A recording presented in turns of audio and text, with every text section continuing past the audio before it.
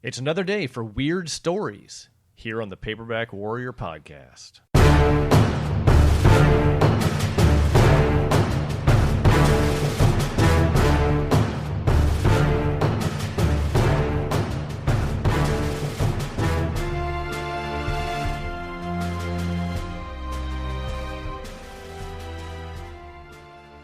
Welcome to episode 52 of the Paperback Warrior podcast. My name is Eric, and I'm here with my buddy Tom to talk about old books like we do every week. We also have a blog at paperbackwarrior.com where we post daily reviews and articles about vintage fiction in the Western, hard-boiled, crime, spy, and action-adventure genres. Tom, what do you have for the listeners today? Today's feature is about a Western series called Morgan Kane.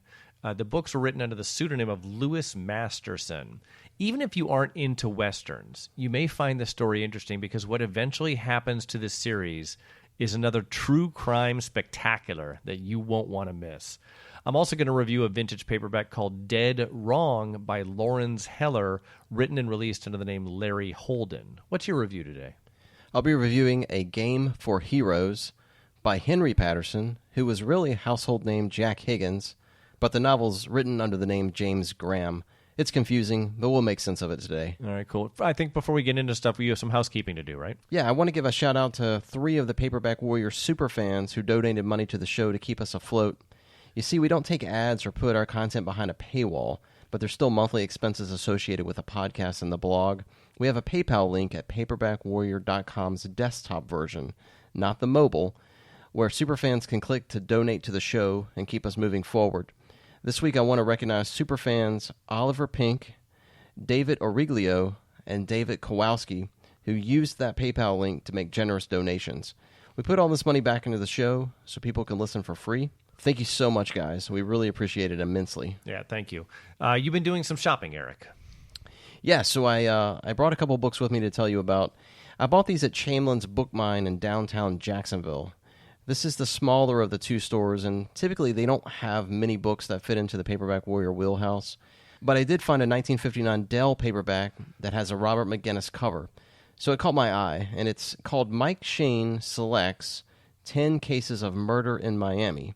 And in small print, it says by 10 top mystery writers. Inside are 10 short stories from authors like Talmadge Powell, Bruno Fisher, Philip Wiley, and even Brett Halliday himself, which is really David Dresser. Other than the Halliday story, which is called Death Goes to the Post, none of these stories feature the Mike Shane character. And that tripped me up. Because you're right, it looks just like a Mike Shane book. It does.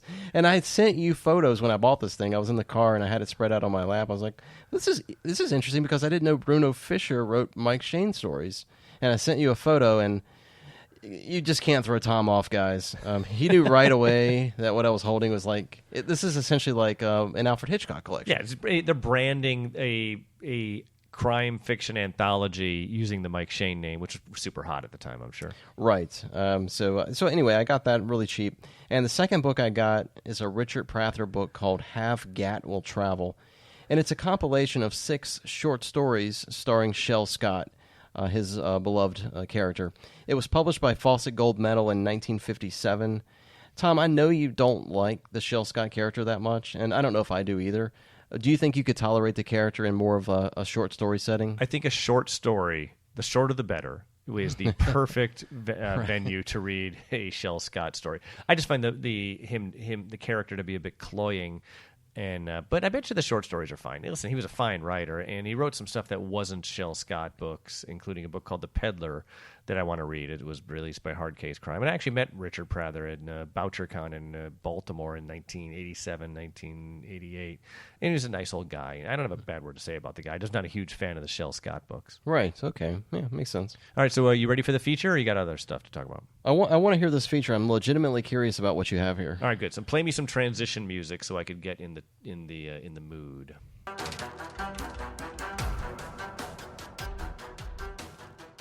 Okay, Eric.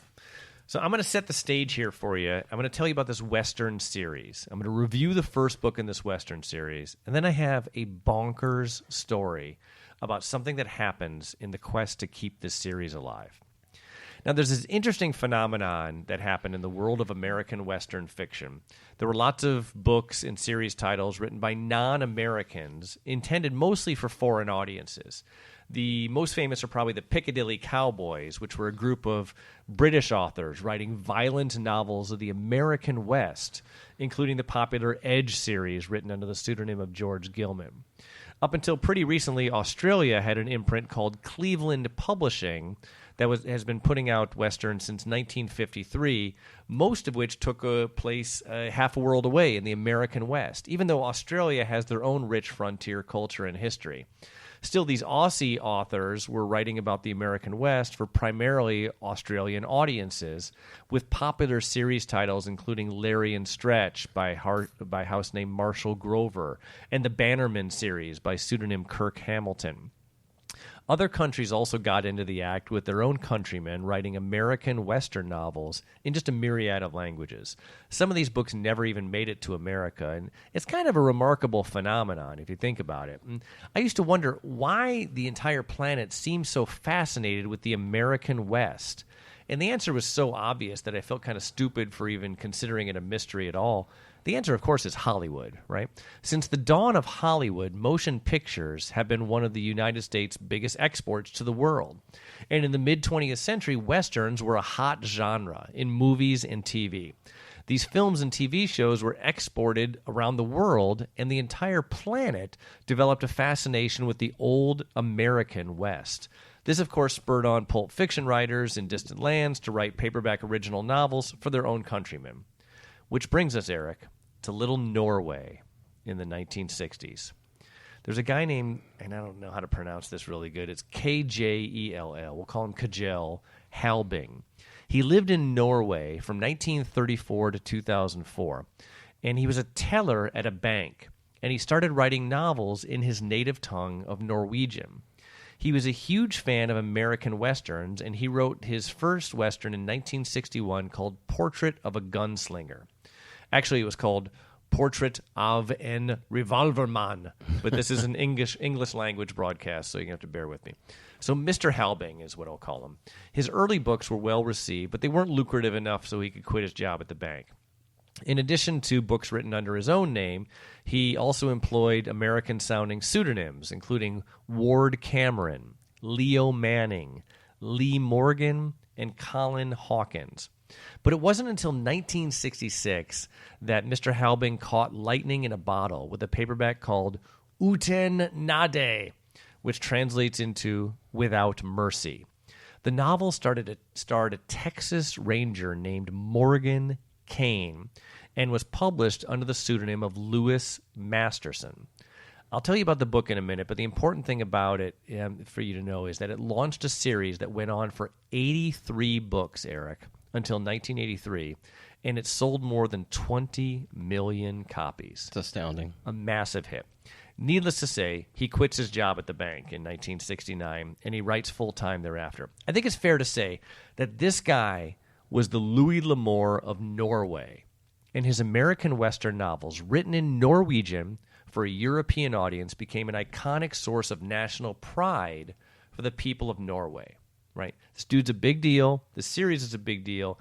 You and I may not be familiar with it because we'll get into that. Now, the books were translated into many languages, and in 1971, the British publisher Corgi began printing English translations of the series.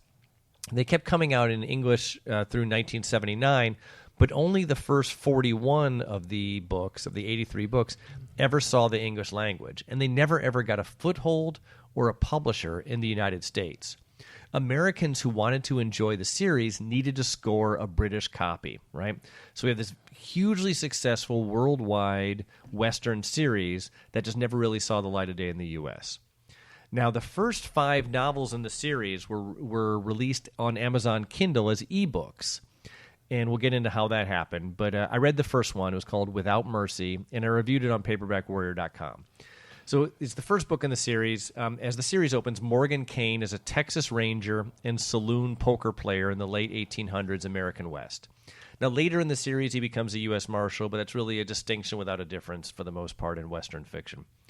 After successfully killing a fugitive in St. Louis, he's ambushed by fellow passengers on a train ride back to Fort Worth. He's shot twice and tossed off the train into the brush in the middle of the night.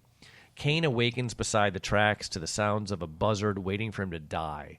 He's got holes in his gun hand and his gut, and so his death is definitely a sure thing. So it seems, right? The reader learns that the attack on the train was not a random act of violence, but rather a coordinated bit of revenge arranged by the brother of a man that Kane had previously killed in the line of duty. The bad guy leads a 4-person gang that includes his brother's widow. She's with a body built for loving.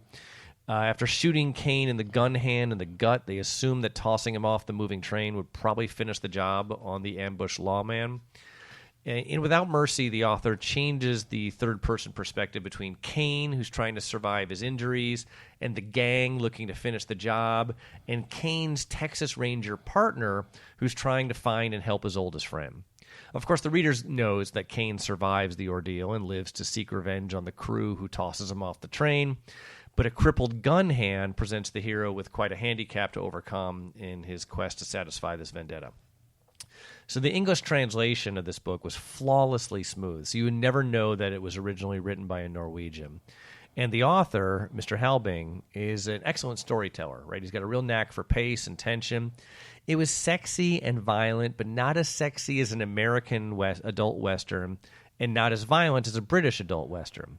If you read it, and you should, it was a good book. It's not going to be the best Western you've ever read, but it was really compelling and engaging, and it's going to make you want to explore this interesting series further. I'm told that the books actually get better as the series progresses, but I thought the debut was just a lot of fun to read. Now, the author, Mr. Halbing, died in 2004, and he's regarded as a pop literature hero in Norway. Remember, the series, like I said earlier, sold 20 million copies, and the reason you haven't heard about them is because they never saw the light of day in America except for these 5 ebooks. Then we get into what happens next. But it's important to keep that in mind, Eric, that one fact that this guy was huge in Norway, right? He's like the literary Beatles of Norway. The Morgan Kane series, great source of national pride, mostly unknown in the U.S. You follow that because it's really important for the story I'm about to tell you about what happened next. I've got you so far. Okay, cool. So what happens next I get from a variety of online sources, but the most comprehensive version of the story appears in the July 25, 2017 issue of Variety magazine in an article written by a journalist named Gene Medeus. And none of this, with the story I'm about to tell you, is my original reporting, okay, just to make that clear. Before we get into what happens next, I need to introduce a new character into the story. He's a Norwegian man named Ryan Wick, W-I-I-K, born in 1981. So he's around your age. He's a very handsome guy, like you, Eric. And he came to Hollywood from Norway around the year 2000 at age 19 to find fame and fortune as a movie actor. His IMDb page lists small roles in low-budget movies that neither you nor I have heard of, with the highlight being a small role in a 2007 slasher film called Timber Falls. You ever heard of that? Yeah, I've seen that. Really? Oh, Yeah. I'll be darned. You know horror movies. The important takeaway as we get into 2008 is that it was not happening for this Ryan Wick guy in Hollywood. Okay, this Norwegian handsome man who'd been in Hollywood for 8 years. It just was not happening for him.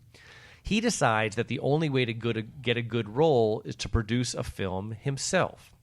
So in 2007, he meets the owner of the Miss Norway pageant, who recommends to Ryan that he acquire the rights to the Morgan Kane series and star as Morgan Kane in himself in this movie. I mean, he wants to make a Morgan, saying, hey, man, you should make a Morgan Kane movie, and you, Ryan, should be Morgan Kane.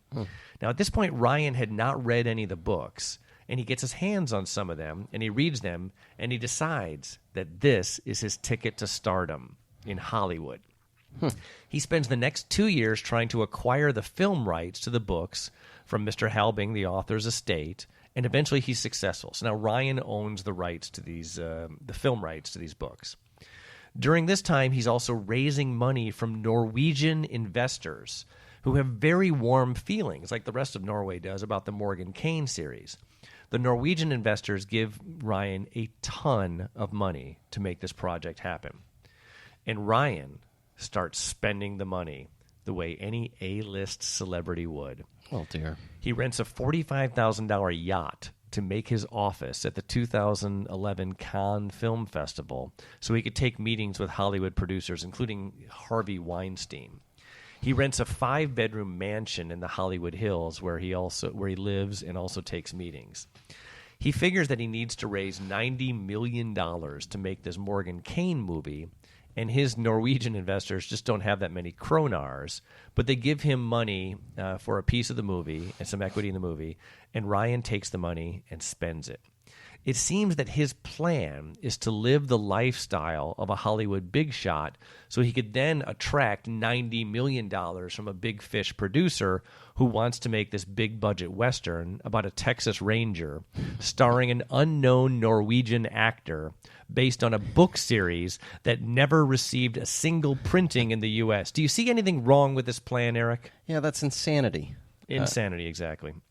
So Ryan creates a production company called WR Films, WR standing for wide release, something that none of his movies that he'd been in actually got. One of the projects they undertook was to generate interest in the Morgan Kane movie was releasing the series as ebooks for the first time in the U.S. Now, they planned to digitize them all, but they only got to the first 5.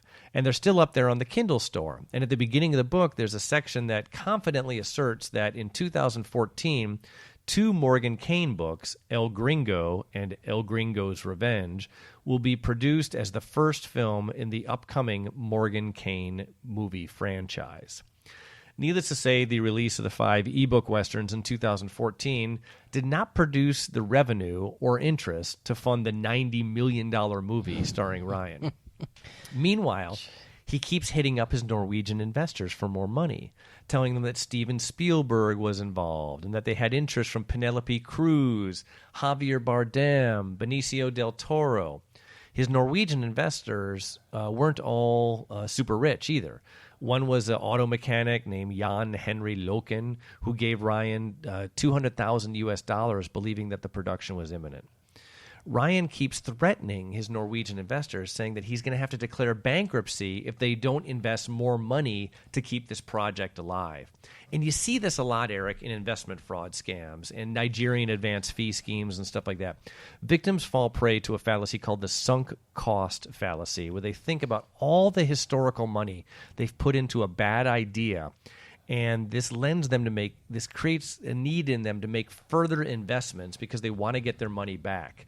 It's a boat with a hole in the bottom, and the investors should have stopped giving him money when it became clear that this movie was not going to happen. Eventually, he has to leave the expensive 5-bedroom Hollywood Hills home, and he rents a place in the Agora Hills where he could practice horseback riding for the role. And meanwhile, throughout all this, he's just hemorrhaging investor money. An investor named Patrick Strom lived with Ryan in the place there in the hills and said that Ryan would ride the horse around and then walk around the living room wearing nothing but underpants and a gun belt. Ryan used to say things like, "After I get famous, we're not going to hang around much more because I'll be hanging around with Leo and guys like that." Ryan would make financial projections showing how the Morgan Kane movies were going to get him tens of millions of dollars in acting fees, production fees, endorsement, and merchandising. In late 2015, Ryan is hanging around the Sky Bar in West Hollywood, and he meets a woman named Tasmin Lucia Khan. We'll call her Tasmin. And she was a former anchor woman, they call them newsreaders, on the BBC News. A romance of some kind develops, and he puts her on the board of directors of the production company, and eventually he names her CEO of the production company. Somehow they have an initial public offering on the Norwegian Stock Exchange, and the company goes public. It still doesn't raise enough money for them to actually make the movie, though. But the introduction of this woman, Tasmin, into the CEO role and the initial public offering gave the Norwegian shareholders a real voice in the company, much more so than they do when this is just a handshake arrangement with Ryan. And they also get some greater transparency into what's happening with their money. So in 2016, Tasmin, who's trying to get this project together, insists that Ryan take a screen test. In the scene they filmed, Ryan, as Morgan Kane, is supposed to be in a saloon drinking and mumbling about Plato and Socrates. And by all accounts, the screen test was terrible. Ryan just couldn't even be Morgan Kane in this one scene. So Tasman tells Ryan that he doesn't get to have the part in the Morgan Kane movie. She's basically firing him from that role. Ryan then sues Tasman to get control of Morgan Kane again. The company countersues, alleging that Ryan spent investor money on makeup, haircuts, clothing, restaurants, nightclubs, and gay bars. All of this comes to light in Norway, and Ryan becomes this villainous character in the Norwegian press. He's viewed as a real con man there. In 2017, all the lawsuits are settled, and you'll be surprised to learn, Eric, that the movie never got made. The investors lost a fortune, and the only thing we readers have to show for it are 5 ebooks available on Amazon. Now, as far as I can tell, I did some homework on this myself. Ryan is still in Hollywood, and he holds himself out to be an entrepreneur of sorts. You ever heard of this company, Reputation.com? No. Okay, so if you have a bad thing in your history, like a fraud conviction, or you slaughtered a bunch of people in like a village in Africa or something like that, you can hire this company, Reputation.com, who will then flood the internet using search engine optimization with positive articles about what an altruist you are. And so the bad stories about you end up going to like page 2, 3, 4, or 5 of the Google search, and page 1 is that. I know people who've been convicted of like fraud and other bad things who've actually hired Reputation.com when they get out of prison to restore their name. And I don't know this to be true, but it looks to me like Ryan may have done that. So that's about it. There are no plans whatsoever to make a Morgan Kane movie. What's your reaction to the story? Dude, that's fascinating. So, all right, here's my initial question. Yeah. All right. You've got Ryan, who has never read the Morgan Kane books. Right. And from what it sounds like, he may not really know that much about Westerns in general. It probably doesn't strike me to be a fan of the genre. No. So here's where I'm thinking about is how does he spend 2 years talking to the author's estate and somehow convincing them that he's got the gonads to make this work? Well, again, keep in mind, the author's estate owns the intellectual property rights. It's not like anyone has been banging on their door since 1970 or whenever these books started coming out. Actually, there was a Morgan Kane movie in Norway, I believe. And, Norway's not known for its Western cinema. But... And so the family's just looking to monetize their assets, right? The Mr. Halbing's dead. There's not going to be any more Morgan Kane books. Nobody's really banging at their door in the U.S. or any other big country to reprint the books at all. And they get this opportunity to sell the rights to this Norwegian guy who has moved to Hollywood. He's going to be a movie star. And so I understand there's zero downside for the estate to sell the rights to Ryan. Yeah, I guess. It's just an easy financial move for them, and they get something for selling the rights, and they probably also in the contract get a piece of the action just in case this guy's able to make this movie happen. I would love to have been the fly on the wall when he's presenting his overall, his org chart of how he's going to make this happen. It might be safe to assume that he wasn't 100% transparent about the likelihood that this would happen. And this only would have happened in Norway, right? Where to get these investors, because they think this guy's a big deal, this Halbing. But they don't realize that, Westerns aren't that big of a movie genre anymore. Nobody knows about Morgan Kane in the U.S., and this guy's movie history is pathetic. And even if you were going to make a Morgan Kane movie, you're not going to hire a Norwegian guy to play the Texas Ranger, right? Yeah, the whole thing is just it's just bizarre, and the fact that he could just. It sounds like you and I could just make this happen. You think about that. I mean, he was never indicted or accused of any crimes. And investment fraud works sort of weird. I mean, the investors it's up to the investors to do their due diligence on whether this is a good investment or not. But I guess the lawsuits are pretty hot and heavy, and it became big news in Norway, and Variety magazine picked up on it too. It makes me think like you and I could go to Japan and I don't know, raise some money to make a series about Sam Darrell and get the rights from Edward Aaron's family. Well, I'm told easier said than done with Edward Aaron's family, but that's a whole other story. And but I think part of it though is that he was Norwegian, right? So it would be like like you and I raising money in America to make a movie in Japan because you and I have settled down in Japan and we're going to be like the hot new action stars there. Yeah.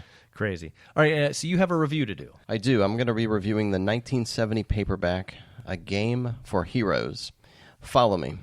It was written by Henry Patterson under the pseudonym James Graham and was originally published as a hardcover, and it's been reprinted dozens of times by various publishers.